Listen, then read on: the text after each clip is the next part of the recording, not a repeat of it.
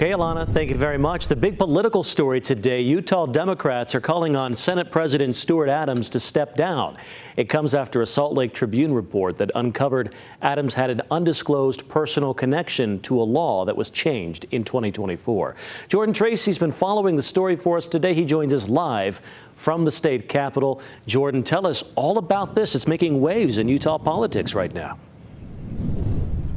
Yeah, that's right, Brian. So this all stems from an article written by Robert Gerke of the Salt Lake Tribune that outlines that Senate President Stuart Adams had a personal connection with an 18-year-old who was being charged for having sex with a 13-year-old. Now, the report says that Senate President Adams only confided in Senator Kirk Cullimore about this, who ran Senate Bill 213 to change this law, and Democrats are saying it's an abuse of power.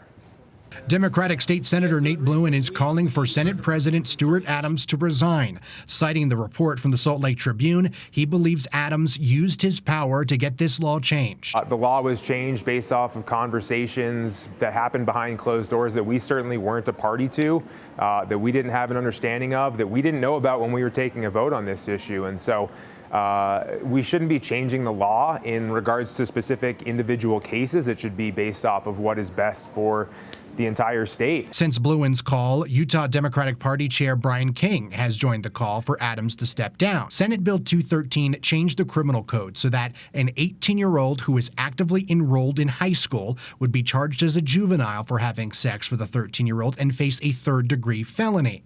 It passed with broad support, including a yay vote from Representative King.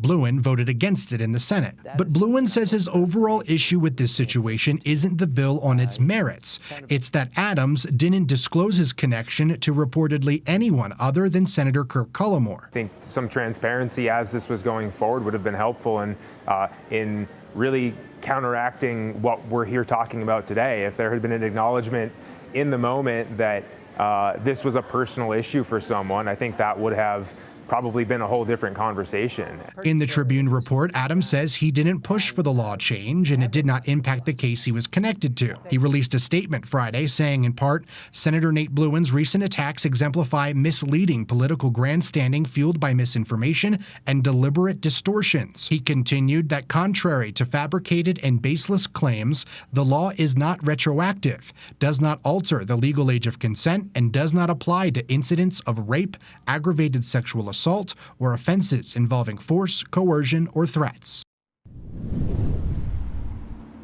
Now, Brian, you can see the full statement from Senate President Adams on our website, abc4.com. We also reached out to Senator Cullimore tonight and had not gotten a response by the time of the broadcast tonight. Now, what does Senator Bluen want to see here? Well, he wants to see an investigation of an ethics complaint, possibly, or even, as he called for Senate President Adams to step down. But there was no indication tonight that any of that will be moving forward. Reporting live at the state capitol, Jordan Tracy, ABC4 News.